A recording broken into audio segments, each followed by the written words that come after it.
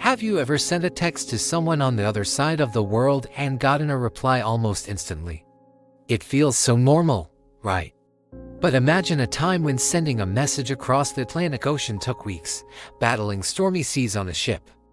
A letter could be written, sent, and the sender might wait months for a reply, wondering if it ever even arrived. That was the world before one of the most audacious, and frankly, bonkers engineering projects of the 19th century. Today, we're diving into the incredible true story of how humanity laid a wire across the bottom of the ocean, connecting continents and shrinking the world forever. This is the story of the first transatlantic telegraph cable. Our story begins in the 1850s. The telegraph was already transforming communication on land. Morse code messages zipped across countries at the speed of electricity. But the vast and forgiving Atlantic Ocean remained a massive barrier. A visionary American businessman named Cyrus Field looked at that ocean and didn't see an obstacle. He saw an opportunity.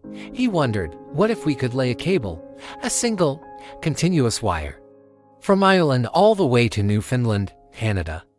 Most people thought he was completely mad. The challenges were monumental, almost science fiction for the era. First, the cable itself. It had to be strong enough to withstand the immense pressure of the deep ocean, sharp rocks, and the constant chafe of the seabed. It needed to be insulated to carry a weak electrical signal over 2,000 miles without it fading into nothing. The final design was a core of copper wires, insulated with a natural latex called gutta percha, and then armored with heavy iron wires twisted around it. It was like an industrial-strength rope, weighing over a ton per mile. They would need thousands of miles of it. Then came the problem of actually laying it. No single ship was big enough to carry the entire weight of the cable. So, they decided to use two of the largest naval ships of the time, the British HMS Agamemnon and the American USS Niagara. Their plan was to meet in the middle of the Atlantic, splice their two halves of the cable together, and then sail in opposite directions and spooling the wire as they went. What could possibly go wrong? Well, pretty much everything. The first attempt in 1857 was a disaster. Just a few hundred miles out, the cable, being paid out from the stern of the ship, strained under its own weight. The ship pitched on a wave, and snap.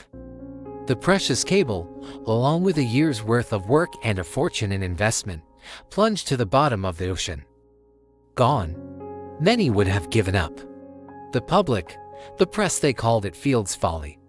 But Cyrus Field was relentlessly optimistic. He raised more money and convinced his team to try again the next year, 1858. This time, they sailed to the mid-Atlantic rendezvous point, but were hit by a horrendous storm. The HMS Agamemnon was tossed around like a toy. Men were injured, the ship was damaged, and the precious cable coiled on deck became a chaotic, tangled mess. It was a nightmare.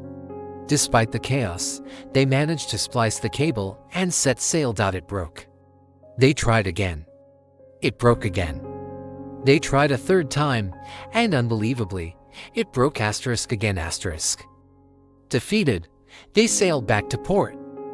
At this point, any sane person would have quit. The board of directors even ordered the project to be abandoned.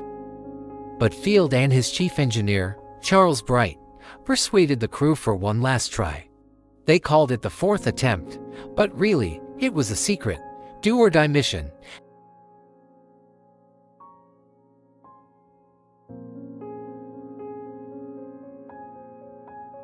This time, there was an eerie calm. The sea was like glass. The ships parted ways. The Niagara heading west to Newfoundland, the Agamemnon east to Ireland. On board each ship, there was incredible tension. Every crew member watched the cable spooling out into the deep, praying it wouldn't snap. Day after day, they sailed, their only connection to the other ship being the faint electrical pulses sent through the wire they were laying. Finally, on August 5, 1858, both ships arrived at their destinations. The Niagara anchored in Trinity Bay, Newfoundland, and the Agamemnon in Valentia Bay, Ireland. They had done it. A continuous metallic nerve now lay across the floor of the Atlantic Ocean. The impossible was achieved. But did it work? The world held its breath.